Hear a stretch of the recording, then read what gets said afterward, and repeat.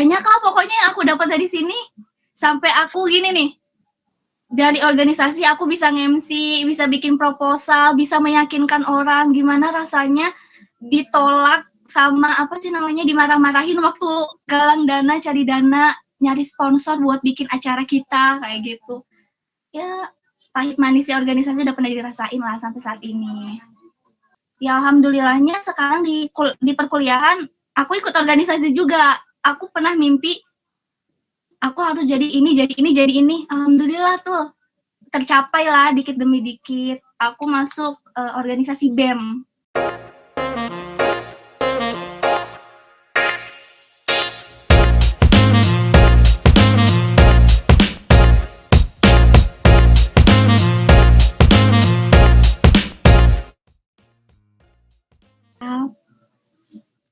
Oke, assalamualaikum warahmatullahi wabarakatuh. Siap kak. Balik lagi di Trik Podcast, ngobrol dulu aja bareng saya Angga Mau, dan kali ini kita udah ditemani sama seorang mahasiswi lagi, dan kebetulan satu kampus nih sama narasumber kita kemarin, Kak Dewi Putri, namanya Kak Atala Risma. Atala Risma apa ya? Atala Risma dong. Atala Risma Rania. Oh iya, Atala Risma Rania. Welcome Kak Atala. Hai. Iya, masih gitu tantangannya. Masih. Kak Atala apa kabar Kak? Alhamdulillah kabar baik. Sekarang lagi sibuk apa nih? Kalau akhir-akhir ini lagi sibuk ini kuliah daring. Apa? Berisik ya nggak di sini ya? Iya lumayan. Seru tuh, rame tuh banyak. Lagi ngeberesin warung soalnya gimana dong?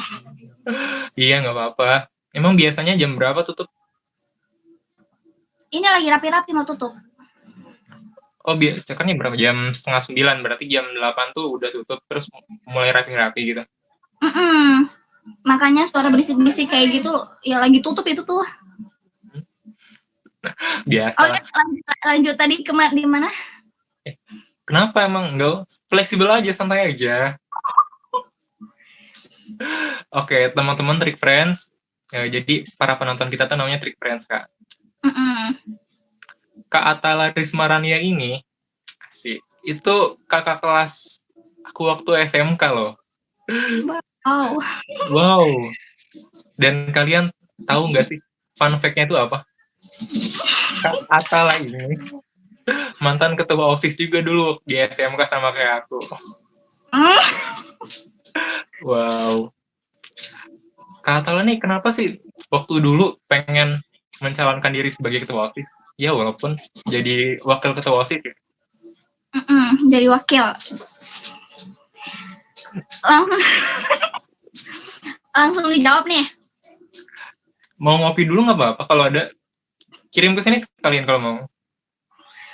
Awal mula waktu itu tuh mencalonkan diri menjadi ketua OSIS tuh gini, karena pengen lebih aktif lagi dalam berorganisasi.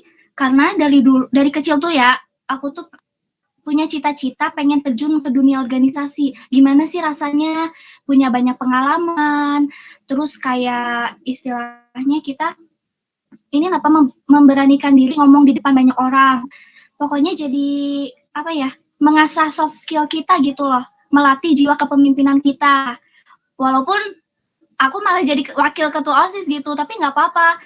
Mau entah itu jadi ketua, wakil, sekretaris itu sama aja. Cuman yang membedakan hanya di beban dan tanggung jawabnya aja sih. Kayak gitu. Nah itu, beban dan tanggung jawab kan gak main-main tuh Kak. Iya bener banget. OSIS itu, OSIS loh, wow gitu. Nggak main-main maksudnya. Nggak bisa disalahartikan atau disalahgunakan status sebagai wakil ketua OSIS tuh. Berat. Bener banget. Berat banget. Tanggung jawabnya besar banget. Karena di sini kita selain bukan menjaga nama baik kita atau kepengurusan organisasi kita, menjaga nama baik sekolah juga. Pokoknya kalau kita salah, sekolah juga yang jadi langsung tercoreng gitu kan, nggak enak kayak gitu. Terus? Ya, tapi kenapa masih tetap diperjuangkan gitu? Kenapa enggak, udah kalian aja deh yang jadi petinggi-petinggi OSIS gitu? Enggak, kan kita udah komit.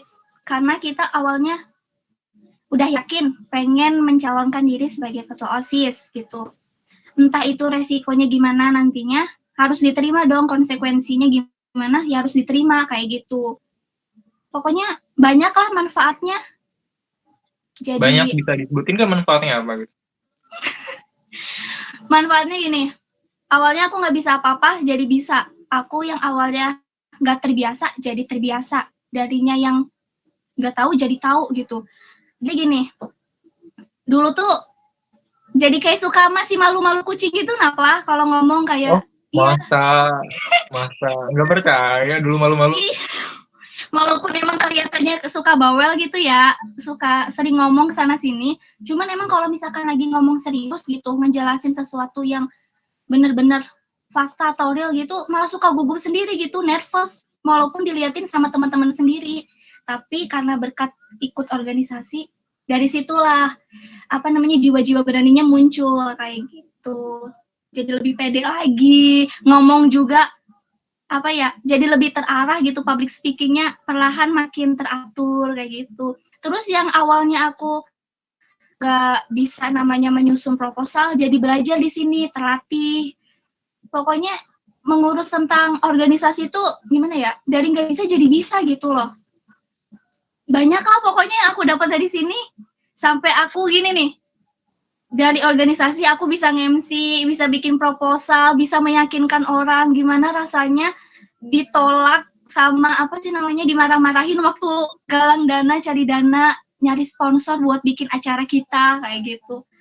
Ya pahit manisnya organisasi udah pernah dirasain lah sampai saat ini. Sampai saat ini berarti sekarang masih berkecimpung di dunia organisasi juga? Masih, karena dari kecil aku suka banget sama dunia organisasi. Kenapa? Karena aku tuh suka kegiatan yang melibatkan sama banyak orang gitu. Karena dari situ kemampuan komunikasi kita, interaksi kita itu malah dengan cepatnya gitu lah Pak, memperluas jaringan juga. Jadi aku malah jadi banyak teman. Terus gimana ya? Jadi dekat gitu loh, jadi bisa membaca karakter-karakter orang, berbagai macam orang. Jadi aku bisa tahu gitu.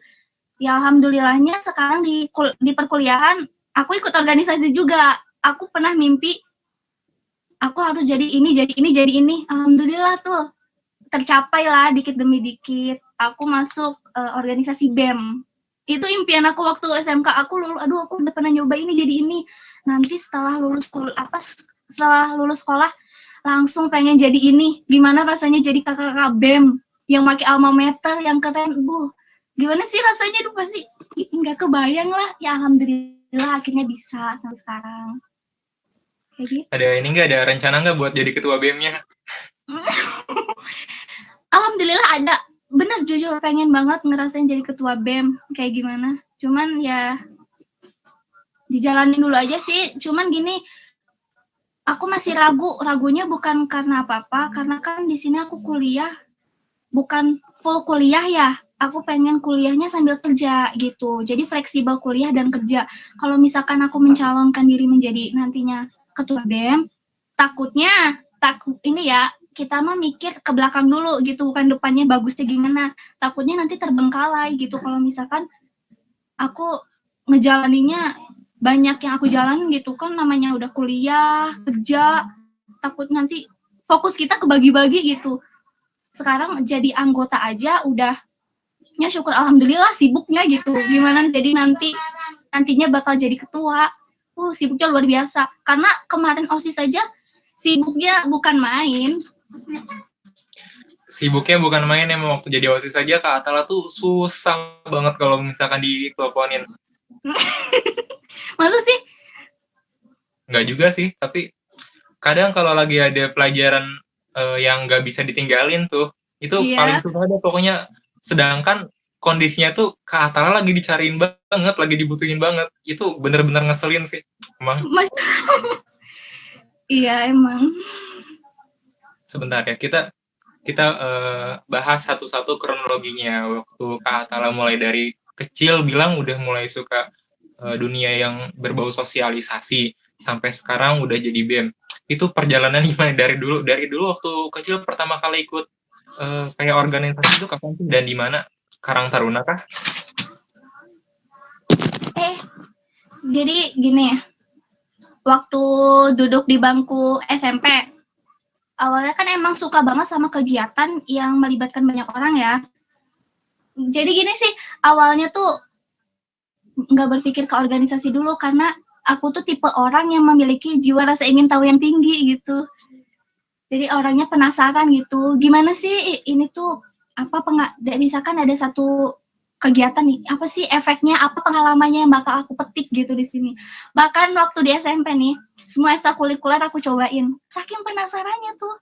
Sampai kayak ada ekstrakurikuler seni tari, paduan suara, terus karate, pramuka, pokoknya semuanya sampai English Club juga aku cobain karena aku penasaran gitu. Gimana rasanya, apa efeknya kayak gitu. Sebentar Sampai Kak, dipotong dulu ya. apa? Semua ekskul dicobain, seriusan? Iya, dicobain. Tahan dulu, itu berarti nyobain ekskul kalau udah tahu, oh udah tahu kayak gini doang, keluar gitu? Enggak lah, enggak gitu. dijalanin. Dulu maksimal yang kepegang tuh berapa ekskul sih? Soalnya aku juga dulu waktu SMP, cuman ikut 3 ekskul aja udah sibuknya minta ampun. Jadi dulu nih waktu masih kelas 1 SMP, ngambil 3 ekstrakurikuler. Ada karate, pramuka, sama seni tari. Itu aku ikutin. Pokoknya semangat banget gitulah ya. Terlalu antusias, akhirnya sampai 3-3-nya dijalanin gitu. Dan dimana ada satu titik yang aku nggak bisa bagi waktu. Karena bentrok sama waktunya berbarengan gitu. Yang karate latihan jam segini, yang ekstrakurikuler ini latihan jam segini. Ya akhirnya aku memutuskan untuk ya udah aku harus pilih salah satu itu yang benar-benar harus aku tekunin gitu, yang mana minat aku di mana gitu. Akhirnya waktu itu aku masuk di karate, ngejalanin di karate, terus seiring waktu karena ada beberapa ekstrakurikuler yang diwajibkan ya, contohnya kayak pramuka sama English, ya udah aku ikutin kan karena pramuka sama English mah kan ini ya waktunya nggak di hari libur, di hari jam-jam sekolah. Jadi ya masih bisa lah ngejalaninnya kayak gitu. Itu mah tergantung dari kitanya sih bisa membagi waktu apa enggak. Tapi susah sih, seriusan deh. Kita mendalami satu hal aja, nggak bisa bagi waktu sama yang lain loh kadang-kadang ya. Karena bukan ada peribahasa sebenarnya, ada orang bilang kayak gini. Emang keren sih kita bisa menguasai berbagai bidang, tapi di situ kita hanya sebagai generalis. Akan lebih baik lagi kalau kita tuh menguasai satu hal, karena itu akan menjadi brand kita kan.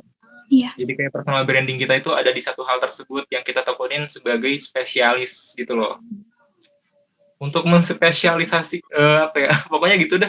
Kan nggak bisa semua bidang, nggak cukup satu doang. Dan sampai sekarang yang ditekunin satu bidang tuh apa?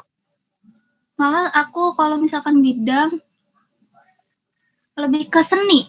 Sampai detik ini dari SMP ke SMK malah jadinya ke seni tahu, awalnya dari olahraga karate.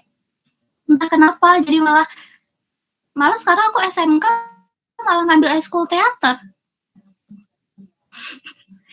Nggak tahu kenapa, karena gini, waktu kecil sering acting sendiri gitu. Kenapa selagi ada ekstrakurikuler yang bisa nyalurin minat sama bakat aku, kenapa nggak coba gitu. Tapi ya, di SMK mah aku dulu serius cuma ngambil satu doang. Ya. Kenapa? Kebayang sih dulu Kakak kayak gimana suka acting kayak gitu kan. Lucu deh pokoknya gitu. Tahu, suka acting, suka ngomong-ngomong sendiri, suka nyanyi-nyanyi sendiri, kayak gitu. Nah iya, teman-teman, jadi Atala tuh waktu kita selesai acara waktu SMK, itu suka banget karaokean. Sampai sekarang Entah masih kenapa kan? pokoknya kayak masih tahu seriusan, sampai di kuliah juga masih suka kayak gitu. Mungkin ciri khas ya atau apa nggak tahu lah, nggak ngerti. Karena gini loh, setiap ada momen pengen mengabadikan momen itu gitu. Ya cuma buat seru-seruan doang sih, karena kan nyari kenangan yang bisa dikenang indah itu tuh susah gitu. Kalau nggak dirasain langsung sih susah, karena dokumentasi pun sebenarnya kurang, nggak bisa 100% menyampaikan kenangan waktu itu. Kak Atala serius nih masih suka nyanyi, masih suka dangdut? Masih. Ketahuan. Emang masih kelihatan apa? Masih kelihatan dong. Dari logat-logatnya itu nggak berubah gitu loh. Cobain dong Kak, satu yang lagi ngetren tuh. Apa? Apa ya yang lagi ngetren? Yang Jawa. Yang mana nih? Jangan dong, suaranya lagi gak enak nih. Ya, apaan sih? Aku tuh suaranya gak enggak. padahal kalau bisa sih pengennya kita duet di sini gitu loh. Kenapa? Tadinya pengen duet di sini bareng Kak Tala. Oh, boleh juga kapan lagi ya duet virtual kayak begini. Iya, di sini aja di podcast ini. Ayo, mau sekarang? Nyanyi apa nggak boleh, tapi sebaik dong. Iya, nggak mah tahu kok lagu-lagu zaman sekarang. Kak Tala tahu maunya lagu apa? Sekarang tuh lagi ngetrennya DJ, tahu gak sih? Lagu yang kupuja-puja, terus berbeza kasta, terus Lost Doll, itu tuh karena dari ini ya, apa sih? TikTok kali ya, lagu-lagu kayak gitu. Apa ya kalau lagu TikTok? Nggak bisa. Ya, bercanda kok, bercanda. Kalau enggak tuh sukanya kayak lagunya Petrus Mahendra, terus lagunya Arsy Jodi, lagunya Isyana, yang kayak gitu-gitu sukanya. Pop ya, ngarah ke pop. Oh iya dong, jelas. Kita kayaknya berbeda genre ya, Kak? Iya, tapi kan berbeda genre bisa disatukan. Yuk mau apa nanti di belakang layar aja? Nanti selesai ini aja dulu. Panjang nih kayaknya. Iya, kayaknya panjang deh. Soalnya sama Kak Talo tuh ngobrol aja bisa nyampe berjam-jam dulu waktu di SMK. Kita review masalah OSIS ya waktu itu ya. Yang waktu aku lagi presentasi ke sekolah. Presentasi ke sekolah tuh yang promosi bukan sih? Iya itu. Cuman aku nggak di kelas Angga. Aku malah ditaruh di kelas cowok semua. Oh, bukan sih, maksudnya bukan yang itu waktu kita masih satu sekolah. Waktu kita masih satu organisasi. Kalau waktu itu mah kita ngobrolnya sedikit ya? Kayak singkat sedikit. Singkat karena aku udah dipanggil buru-buru mau berangkat lagi. Iya, karena udah ada jadwal lagi ya. Iya, udah ada jadwal. Ya, sayang sekali sih. Itu terakhir kali kita ketemu kayaknya. Astagfirullahaladzim. Langsung kayak kesentuh terakhir kali. Bukan terakhir kali itu waktu di kampus. Oh iya, yang waktu tes beasiswa ya? Iya, yang pokoknya malu deh waktu itu mah. Tapi sayang sih, pengen sebenarnya masuk situ. Cuman Angga kan sekarang di Jonggol, jadi kayak jauhan gitu loh. Oh, sekarang kesibukannya emang apa? Kenapa? Kesibukannya apa? Sebenarnya, ini rahasia publik nih. Orang-orang tuh taunya Angga sebagai host di Trik Podcast. Oh, kalau ke aku gak usah ada rahasia lah. Ya, tapi kan ini bakal dipublish. Ntar orang-orang pada tahu. Oke. Ya pokoknya ngedesain gitulah buat Trik kerja. Begitu. Insya Allah sih tahun depan kalau ada rezekinya. Amin. Oke, dari SMP.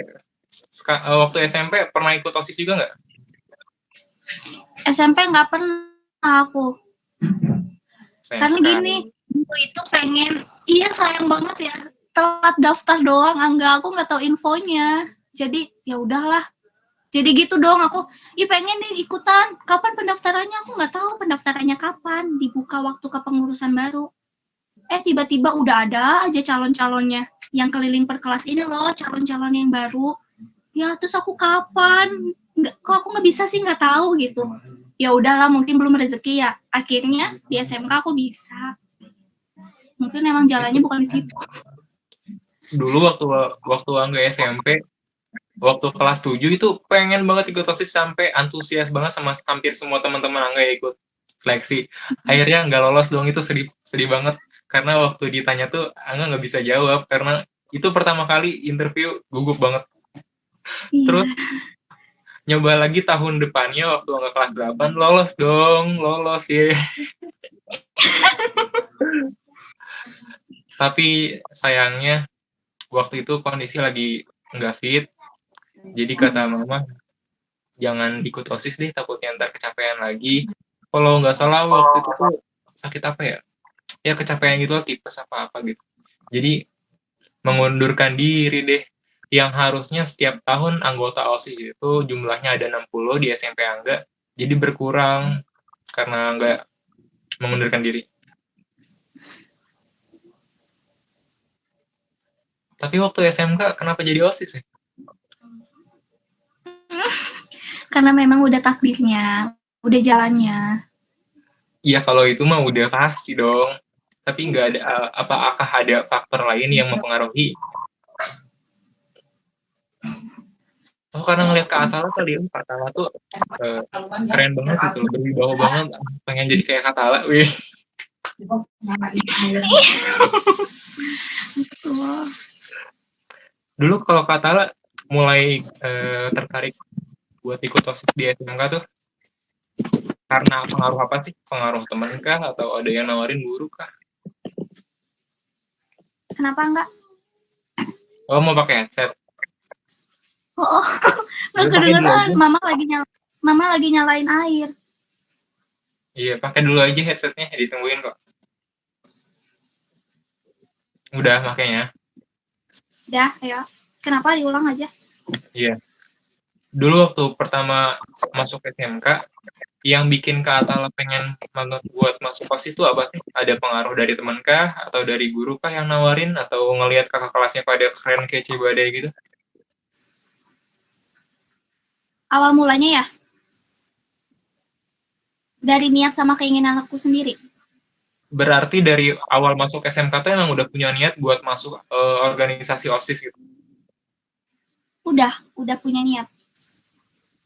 Pernah nyangka nggak sih bakalan jadi wakil ketua OSIS?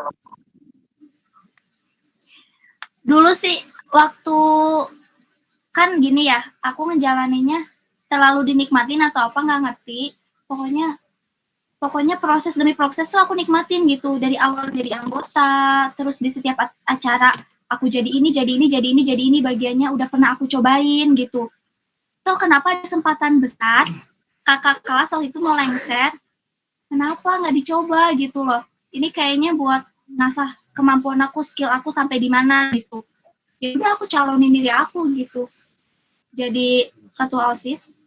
Awalnya tuh waktu kakak mencalonkan diri sebagai ketua OSIS, ya mencalonkan diri sebagai ketua OSIS, ada yang nggak suka sama Kak Atala, ada nggak sih gitu? Kayak yang bikin ngasih cacian gitu, ngasih nyinyiran gitu. Ih, si Kak Atala dia kenapa mencalonkan diri sebagai ketua OSIS ya? Emang dia bisa gitu? Kalau selama aku waktu nih proses mencalonkan sih, alhamdulillahnya kayaknya nggak ada ya. Malah kelas itu mendukung gitu. Cuman kalau misalkan selama aku udah ngejabatnya nih, yang udah ngejabatnya, mungkin malah ada nyinyiran gitu. Nyinyiran malahan. Jadi aneh gitu. Malah pas. Nyinyiran ini datang dari orang yang sama, yang mendukung Kak Atala sebelum? Beda-beda? Beda lah. Mm-mm. Oke, lanjutkan, nyinyirannya seperti apa contohnya? Ya gitulah. Mungkin anggapan dia gini. Dia ini pakai bahasa kita aja ya. Iya, nggak usah formal. Ini cuma mau numpang popularitas doang kali ya. Apa mau cuma caper sama guru atau apa gitu. Gue pusing, apa sih, pernah sampai ada yang bilang gini, gue pusing ngeliat lu mondar mandir mulu, so sibuk gitu, emang gak capek apa gitu, emang gak ngeganggu waktu belajar lu gitu, udah mah jam pelajaran padet, tahu sendiri kan kalau jurusan aku kan terkenal gimana ya, gampang-gampang susah gitu nyari waktu senggang. Masa iya sih sampai nyalonin jadi ketua OSIS gitu, emang bisa ngatur waktunya gitu. Ya ada aja sih yang cibiran dari orang yang kayak gitu. Kayaknya itu mah udah biasa deh, udah sering dialami oleh orang yang ikut organisasi kan, udah pasti kayaknya hampir semua yang menjabat sebagai pengurus OSIS di semua sekolahan pasti mendapatkan nyinyiran seperti itu, pasti sih kayaknya. Hmm, Tapi nggak sampai parah gitu kan? enggak sampai. Cuman sebatas omongan sih. Ya, aku sih cuman gini aja. Toh mereka berhak berpendapat, mereka berhak berpikir apapun. Kan yang jalanin aku ini, yang ngerasain aku ini. Mereka kan cuman hanya sekedar melihat, nggak ngelihat proses aku gimana gitu. Karena gini, banyak sebagian orang berpikir ngikutin organisasi itu dapat hambat belajar kan. Kayak membagi waktu tuh susah. Masalahnya tuh terletak dari kitanya sendiri. Kita bisa nggak sih ngatur waktu dan menyusun skala prioritas kita seberapa paham kita tentang organisasi itu gitu. Kalau misalnya kita udah paham tentang organisasi, kita bisa ngatur waktunya. Insya Allah mulus-mulus aja di jalan organisasi itu gitu. Tapi nyatanya emang nggak pernah ada yang mulus sih dalam perjalanan organisasi itu, pasti ada lika-likunya, Pasti ada ada susah-susahnya, ada pahit-pahitnya. Iyalah, dibilang gini, pahit manisnya organisasi tuh udah pernah ngalamin, ngerasain gitu. Yang tadi dicibir, yang ya gitulah pokoknya. Kalau boleh tahu ya, hal yang paling nyesek, hal yang paling pahit dalam organisasi itu pernah pengalaman apa nih? Gimana? Pengalaman yang paling bikin nyesek gitu, yang paling pahit dalam berorganisasi selama ini tuh boleh diceritain nggak? Bukan ini sih, bukan dari cibiran aku mah kalau paling nyesek. Karena kalau misalkan dari cibiran atau nyinyiran, malah itu bikin gebukan semangat aku. Aku malah pengen ngebuktiin kalau aku tuh bisa. Aku nggak seperti yang mereka bilang. Kalau misalkan dari aku ya, kalau dilihat dari cibiran, kalau misalkan dari pengalaman yang nyesek, aku malahan dari proses meyakinkan orang. Ya itu contohnya kalau misalkan kita lagi ada acara ya, mau bikin acara, terus kita cari galang dana, yang paling nyesek itu gimana itu ditolak mentah-mentah sama orang gitu sampai dibilang, oh ini gini acaranya gini kurang ini gitu. Bikin proposal aja masih kayak gini gitu. Itu kayak ya Allah masih aja salah padahal udah bener-bener gitu sampai lembur-lembur ya bikin proposal sampai seteliti mungkin. Tapi kan namanya di dalam sekolah sama di instansi kan beda ya. Harusnya di instansi itu bentuknya seperti ini, di sekolah seperti ini. Aku ngalamin begini. Aku di sekolah, selama sekolah bikin proposal tuh gini. Bikin proposal tuh susunannya gini. Tetapi setelah aku amatin, selama aku di BEM ya, masuk organisasi BEM, ternyata aku lebih dapat ilmu baru lagi. Kalau mau bikin proposal untuk ke sini, untuk ke warga, untuk ke instansi lembaga khusus, untuk internal, yang di eksternal, itu tuh ada tipenya. Jadi dari sini, oh dari organisasi ini, pelan-pelan aku dapat ilmunya gitu. Jadi nggak cuma satu poin aja, jadi bisa bercabang gitu. Ya awalnya dari situ sih nyesek dari yang apa ya ditolak mentah-mentah tentang minta dana waktu pakai proposal. Ini FYI sih, buat teman-teman para pendengar Trik Friends ya, benar banget yang dibilang Kak Atala itu. Kalau proposal itu ada tipe-tipenya, ada jenis-jenisnya. Gimana proposal tuh ada yang dari internal, ada yang buat eksternal, ada yang lembaga ke lembaga, ada yang lembaga masyarakat. Pokoknya nggak bisa satu proposal ini disebar begitu aja. Kita harus bikin beberapa tipe, ya nggak? Bener kan Kak?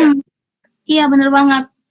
Bahkan kalau misalkan kita salah sedikit aja, kita malah yang ada kita yang diceramahin. Bukannya kita mencoba meyakinkan orang tersebut biar dia bisa mensponsori acara kita, malah kita diceramahin gitu. Kamu tuh harusnya gini, harusnya nanti ini diperbaiki gitu. Tapi bagi aku, oh ini mah pembelajaran nggak apa-apa, nggak usah dimasukin ke hati. Iya sih emang nyesek gitu, namanya nyesek ya. Ya ayolah apaan sih diceramahin ngasih aja enggak kan pasti gitu manusiawi dong mikir kayak gitu tapi ambil aja hikmahnya dari sini kita bisa dapat ilmu banyak banget gitu. Jujur aku juga pernah ngerasain sih, ada di posisi Kak Atala waktu itu ya, waktu diceramahin itu sama orang eksternal pastinya. Itu tuh ngedown banget, terus keringet dingin banget, kayak ya ampun ini cobaannya berat banget gitu loh waktu itu, kayak pengen nangis itu, kalau cewek tuh kayak pengen nangis. Kayak gitu nggak sih? Iyalah kayak gitu. Mau minta tolong ke siapa lagi? Kan di situ sendirian. Itu tuh posisinya aku kayak double job gitu, enggak. Entah kenapa aku di organisasi teh suka double job gitu apa.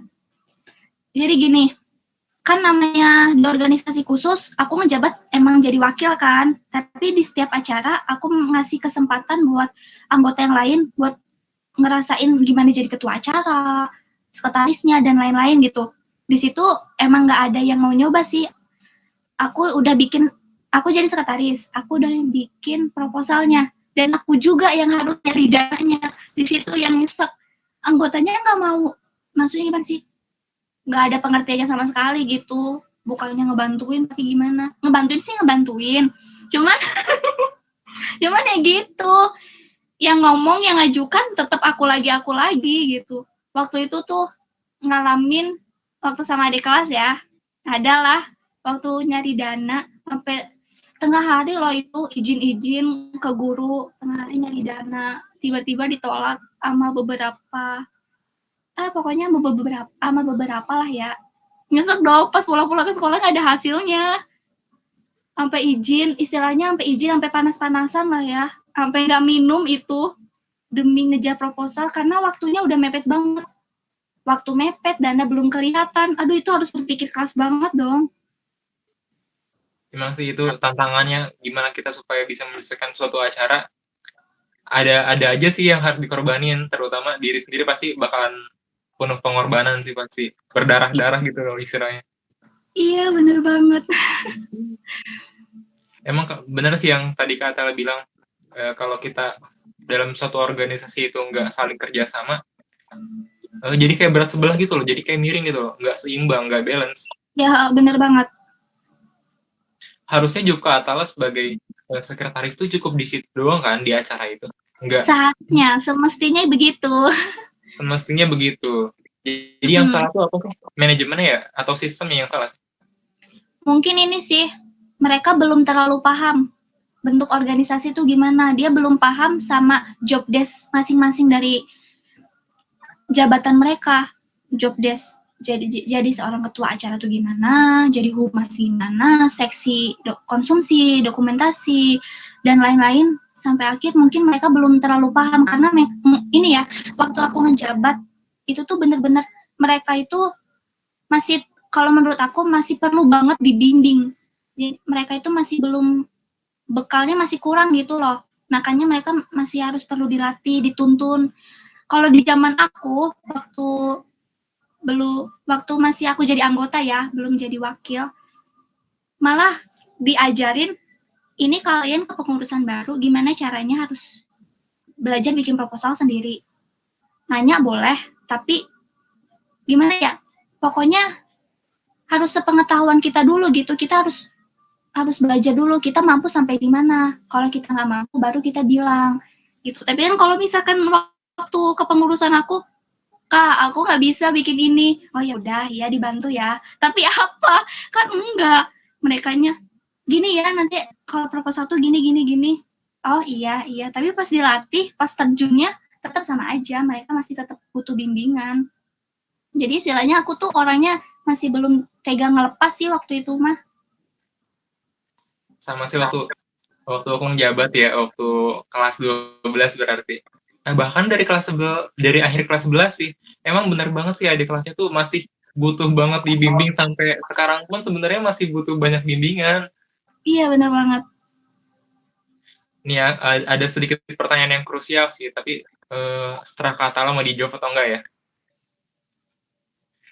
Menurut Kak Atala pribadi, LDKS khusus untuk calon pengurus OSIS itu perlu nggak sih diadain? Perlu banget. Perlu banget. Karena ini tuh Alasannya apa? alasannya gini, kan itu latihan dasar kepemimpinan ya. Emang itu tuh cocok banget sama buat yang kepengurusan.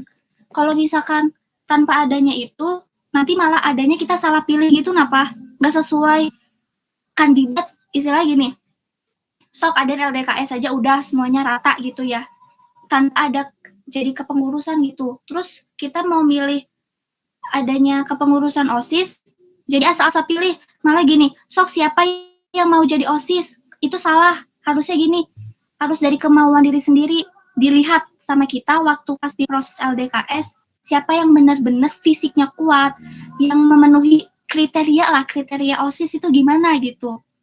Perlu banget sih, perlu tatar menatar, enggak juga sih, maksudnya tatar menatar perlu, tapi enggak pakai fisik ya, harus pakai gimana ya, harus dengan ketegasan sih, tegas tapi bukan berarti galak atau jahat ya, kan zaman sekarang mah anak-anak suka, ya apaan sih galak banget, ya apa sih julid banget, suka kayak gitu lah, suka ngomong-ngomong sendiri, padahal apa yang kita lakuin itu tuh buat kebaikan mereka.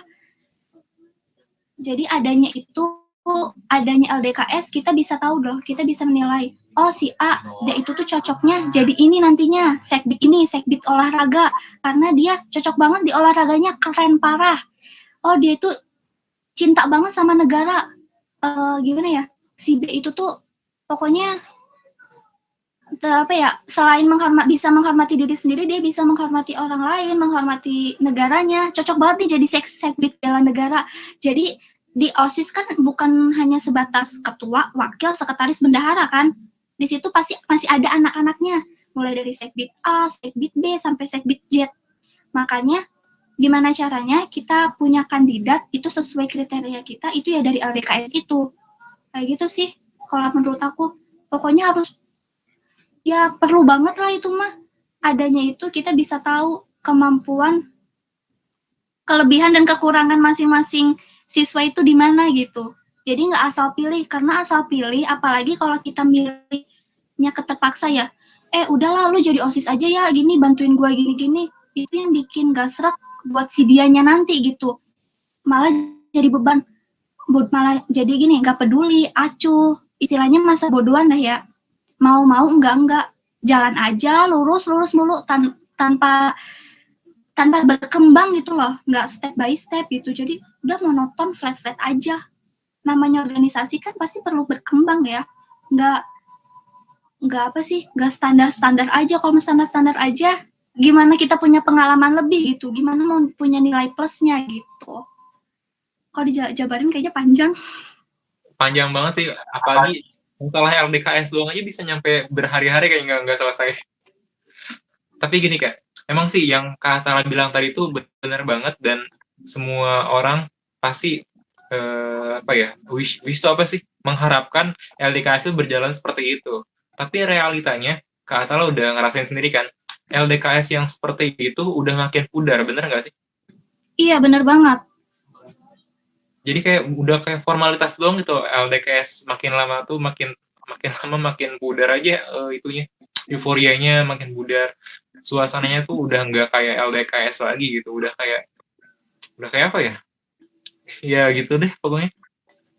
Ya sempat berpikir gini nggak sih, LDKS namanya melatih jiwa kepemimpinan kan, di sini kita dituntut untuk mandiri, malah makin kesini aku perhatiin ya, malah jadi ajang manjanya tuh gini, mereka malah kayak, oh cuman LDKS, cuman gini-gini doang, oh gini-gini doang. Jadi kayak istilahnya mereka dikasih tahu, dinasehatin, cuman masuk kuping kanan, keluar kuping kiri gitu. Nggak langsung ditanam di dalam diri, nggak mereka praktekkan gitu. Jadi kayaknya percuma gitu istilahnya. Menurut Lala ini kayaknya pengaruh dari zaman atau apa nih kayaknya? Apa ya? Mungkin zaman apa gimana ya? Soalnya dulu nggak kayak gini kan, beberapa tahun, ya 2-3 tahun kebelakang lah nggak kayak gini. Nggak kayak gini, malah gini ya, dulu denger kata-kata LDKS aja takut. Iya bener, takut, serem gitu ya. Aduh nanti bakal gini nih, pasti nanti bakal diapain sama kakak kelas, bakal apa, karena dulu terkena sama tatar menatar ya, dibentak-bentak gitu loh, oh kamu ini gini, padahal kan itu melatih mental kita biar kita tuh nggak cemen gitu, biar nggak gampang nangis gitu. Malah zaman sekarang LDKS digituin aja, anaknya malah ngocol ke kita gitu, apa istilahnya, malah ngelawan balik. Maksudnya apa sih? Kita di sini ngenasehatin kamu, kita pengen kamu terbaik, karena kamu kan nantinya bakal istilahnya nerusin kepengurusan kita. Masa kita kasih tahu kamunya ngelawan, gimana sih, kan gitu. Malah yang ada mereka malah ngelunjak sih yang ada mah. Emang sangat disayangkan sih dari LDKS tahun ke tahun, apalagi 2 tahun terakhir tuh udah nggak berasa ada LDKS-nya karena emang ada peraturan dari pemerintah juga yang nggak boleh sampai segitunya gitu, nggak boleh over gitu. Bener banget. Ya tapi itu bener sih kayak kata Al bilang tadi, kayak ajang manja. Iya, emang bener banget. Malah jadi cengeng nantinya gitu loh. Apa-apa bentar-bentar ngeluh. Namanya kita ikut organisasi ya, konsekuensinya, pahit manisnya harus kita rasain dong. Capeknya harus kita rasain. Toh gini, kalau aku mah ya ngerasain. Emang sih kalau rasa capek itu manusiawi. Manusiawi banget. Ngerasa lelah manusiawi banget. Ih, gue capek banget. Habis sekolah, pulang sore, habis itu langsung ngurusin acara, rapat dia nggak jelas. Maksudnya nggak jelas tuh gini, yang datangnya dikit, yang aturan harusnya ngebahas ini, malah cuma ngobrol doang. Kayak gitu. Jadi kayak buang-buang waktu ya. Tapi gini, capeknya kita cuman selewat doang gitu loh. Malah kebalas sama suksesnya acara kita. Jadi capek kita tuh hilang gitu seketika. Gue jadi punya poin plus sendiri gitu. Gue berhasil, gue seneng banget. Capek gue terbayar sama suksesnya acara ini gitu. Itu nih, ya Allah itu ngerasain banget tau. Aku sampai beberapa kali bikin acara kayak gitu. Alhamdulillah banget, ternyata capeknya aku sampai pulang malam, sampai telat makan istilahnya gitu kan ya, sampai PR aja sampai tertunda. Alhamdulillahnya acara tuh sukses sampai bisa nyenengin semua orang itulah, semua siswa-siswi yang ada di sekolah gitu. Sama sih, mungkin karena kita pernah di satu kondisi yang sama ya, di satu jabatan yang sama, ngerasain banget yang namanya sukses acara tuh seneng banget gitu, apalagi ngelihat wajah-wajah bahagianya teman-teman yang lain gitu. Malah rasa capeknya tuh langsung terbayar begitu aja. Iya bener banget, apalagi kalau entah terakhirnya tuh habis makan bareng terus karaokean, wih udah paling nikmat. Udah ciri khas banget itu kayaknya. Iya, ntar kita duet nih Kak, jangan sampai enggak nih. Oke Kak Atala, kita bicara tadi yang ngelihat kalau tahun ke tahun itu emang anak-anaknya makin lama makin menurun kualitasnya nih. Kak Atala ada harapan nggak sih OSIS tuh di seluruh Indonesia? Kedepannya pengennya gimana sih? Ini ya, ini masih teruntuk generasi selanjutnya gitu ya. Generasi aku kan Kak Angga juga termasuk generasi penerus aku kan ya. Aku pengennya gini, kalian harus bisa lebih baik dari kepengurusan sebelumnya. Mungkin ambil plusnya, minusnya jangan kalian ambil. Ingat, kalian itu harus tegas kalian itu harus tahan banting istilahnya. Jangan mudah cengeng, jangan mudah ngeluh. Terus kalian harus tegas sama situasi. Tegas bukan berarti itu kalian jahat atau galak gitu ya. Pokoknya kalian itu harus kuat dalam situasi apapun itulah. Terus jadi anak OSIS atau organisasi lain itu nggak selamanya enak, pasti ada nggak enaknya kan. Karena di sini kita banyak banget yang harus kita korbanin, termasuk diri kita, waktu kita. Bahkan gini, waktu-waktu berharga sama teman pun kita bisa terlewatkan gitu loh. Masa-masa remaja istilahnya mah ya masa-masa remaja terlewatkan gitu, kita sibuk sama organisasi, malah itu bagus gitu. Terus pesan aku, kalian kalau ikut organisasi jangan berdasarkan pengen popularitas gitu, jangan pengen dikenal. Maksudnya gini, gue pengen ikut OSIS biar dikenal sama ini, jangan kayak gitu. Boleh, gak apa-apa, sah-sah aja kalian beranggapan kayak gitu, tapi saran aku, kalian terkenal, kalian popularitas di manapun kalian berada, itu harus memberikan dengan segudang prestasi gitu. Kalian dikenal sama orang, dikenal sama guru, itu berkat segudang prestasi kalian gitu. Dengan nilai-nilai positif kalian, jangan hal-hal negatif kalian yang malah kalian bikin tenar, bikin terkenal. Itu kacau banget lah kalau kayak gitu. Terus harus bisa jaga nama baik kalian, jaga nama baik keluarga, jaga nama baik sekolah terutama. Dan yang terpenting, Pokoknya gimana ya? Kalian harus sukses lah ya. Gini nih, kalian itu masih muda. Pokoknya jiwa-jiwa semangat kalian itu harus berkobar gitu. Harus semangat 45. Jangan kalah sama yang tua. Emang Aduh, nggak kalah udah tua ya? pokoknya harus semangat terus. Bentar masih panjang tapi ya enggak. Bentar. Tadi suara aku lagi ganggu, soalnya lagi nggak enak, lagi serak. Minum dulu aja nggak apa-apa kok. Ntar lanjutin pidatonya. Kalau misalnya kayak gitu, feel-nya nggak dapet. Oh iya bener. Ayo lanjutin Kak. Ih, tadi sampai mana sih?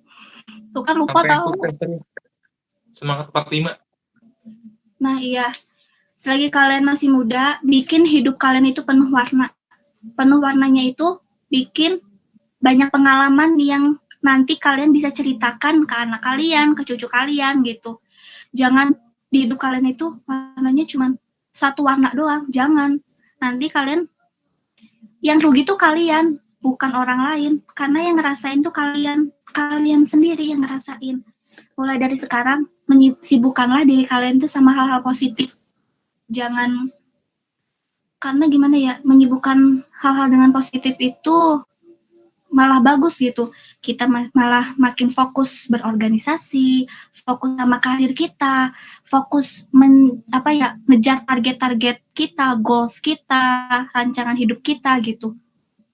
Jangan ngabisin waktu masa muda kalian itu dengan hand out ya istilahnya, jalan-jalan gak jelas bareng sama temen, ngabisin uang orang tua gitu. Itu sah-sah aja kalau kalian bisa memanage waktunya dengan baik gitu.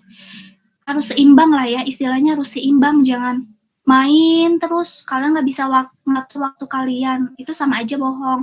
Jadi kayak istilahnya 50-50, fokus ke belajar iya, fokus berorganisasi iya, terus kalian juga pasti namanya belajar dan berorganisasi jenuh dong ya, pusing, pasti mumet, ngerasain pasti, apalagi kalau misalkan udah dihadapin sama berbagai macam ujian, pasti butuh refreshing. Itu sah banget, kalian boleh tuh yang namanya jalan-jalan, tapi jangan terlalu sering banget, apalagi menghamburkan uang gak jelas itu. Duh, gak banget deh zaman sekarang. Harus berpikirnya tuh untuk masa depan, jangan buat jangan hanya sekilas mata doang gitu. Jangan cuma ngepuasin mata istilahnya, jangan ngepuasin hati, tapi gimana caranya kita harus nabung buat nanti masa depan. Banyakin pengalaman. Karena nanti setelah kalian lulus sekolah, kalian akan ngerasain namanya terjun ke dunia ke kehidupan aslinya gitu. Karena guru aku pernah bilang, kalian tuh sekolah nih. Kalian pasti namanya sekolah, datang sekolah, belajar, ngedengerin guru, ngejelasin mata pelajaran, habis itu pulang. Gak enak banget kalau kayak gitu. Istilahnya kayak gak punya kesibukan lain lah. Terus kalau misalkan kalian di organisasi, terus pokoknya kalau menurut aku pribadi ya, kalian belajar berorganisasi itu banyak banget manfaatnya. Soft skill kalian bakal terasa di sini. Salah satunya jiwa kepemimpinan kalian bakal terasa lebih bagus, public speaking kalian, terus banyak manfaatnya, terus memperluas jaringan lah. Bahkan nanti kalian terjun ke dunia kerja itu bisa nilai poin plus banget di CV kalian. Kan pasti ada tuh yang namanya pengalaman berorganisasi ya. Kalian bisa mencantumin kalian segudang prestasi kalian di situ. Kayak gitu sih kata aku. Udah Kak. Sebenarnya udah, kalau aku mah ngomong gak bakal ada berhentinya kalau nggak di stop. Iya, sebenarnya Kak Atala tuh kalau udah ngasih kita sebuah motivasi tuh panjang lebar dan kayaknya belum selesai tadi ya. Belum. Udah. Aku ngeliat muka-muka Angga pasti pengen ngomong gantian Angga ngomong. Enggak kok, santai aja. Jadi cuman mau ngasih tahu aja ke teman-teman Trick Friends ya. Kak Atala tuh sebenarnya saking sayangnya sama adik kelas, itu sampai nggak rela buat dilepasin loh. Jadi mereka mau lepas aja sampai kayak diceramahin panjang lebar dulu gitu supaya hatinya tenang gitu. Oh, mereka udah siap. Bener nggak sih, Kak? Iya. Iya, karena aku sempet gini ngerasain dulu, kan ada beberapa adik kelas bilang gini, Kak, ya udah lulus aja, terus nanti ini gimana ke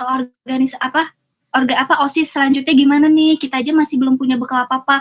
Aku sampai nitip pesan ke mereka gini, nggak apa-apa, aku emang udah lulus ya, udah gak belajar dan gak sekolah di tempat yang sama kalian, tapi komunikasi kan pasti masih jalan dong. Nomor aku pun kalian pasti masih istilahnya masih megang. Kalian nanya aja nggak apa-apa, kita sharing-sharing bareng, apa ya, tukar pengalaman gitu. Aku bisa ngasih pengalaman aku yang aku rasain sekarang, kalian bisa ngasih pengalaman yang kamu rasain. Terus kalau kalian nggak bisa apa-apa, kalian bisa minta bantuan ke aku. Kayak contohnya kemarin, masih beberapa bulan aku ini ya lulus ya, masih banyak adik kelas yang nanya, Kak bikin proposal gimana Kak, kalau misalkan nyari galang dana gimana baiknya, nyari sponsor, bla bla bla kayak gitu. Ya sebisa aku bantu, kecuali kalau misalnya aku nggak bisa, aku kasih tahu pelan-pelan sih. Intinya pasti aku bantu gitu. Kemarin sempat ganti nomor ya Kak? Iya, aku sempat ganti nomor. Gak bilang-bilang nih. Karena nomornya terblokir, makanya aku langsung kepikir gini, aduh kalau nomornya keblokir gimana dong, nggak bisa kontak-kontakan lagi sama yang lain. Benar itu di nomor aku yang sekarang, udah itu khusus bener-bener yang pada chat ulang ke aku aja yang aku savepin, yang aku simpen gitu. Nomor Angga udah di-save belum Kak? Nomor Angga selalu di-save, kayaknya Angga yang nggak ada hilang kayaknya kontak aku. Enggak, waktu itu kan Kak Atala ganti nomor tuh, habis itu nggak tahu lagi ini kok Kak Atala jarang banget update status kan, habis itu kemarin minta deh ke Kak Dewai minta nomor Kak Atala dong, gitu. Dikasih, alhamdulillahnya. Tapi sebelum Angga chat aku, ada loh teman kamu kalau nggak salah namanya Adrian ya? Kayaknya Zidan deh. Iya, astagfirullahaladzim, Ajidan namanya, ngechat aku. maaf, ngechat ngasih tahu nawarin ini juga podcast juga. Ya, sebenarnya emang itu tugasnya dia sih sebagai PR, kalau kan Kak Atala sendiri. Cuman karena aku ada hubungan yang lebih dalam lagi, asik lebih dalam sama Kak Atala, jadi lebih enak gitu loh. Masya Allah. Tapi kalian proyeknya sama kan? Iya, sama. Kak Atala abis ini masih ada kegiatan itu ya? 17-an.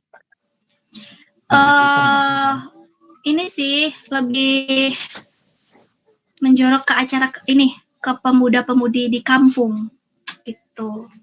Karang Taruna berarti. Bisa dibilang gitu sih. Jam berapa mulai Kak?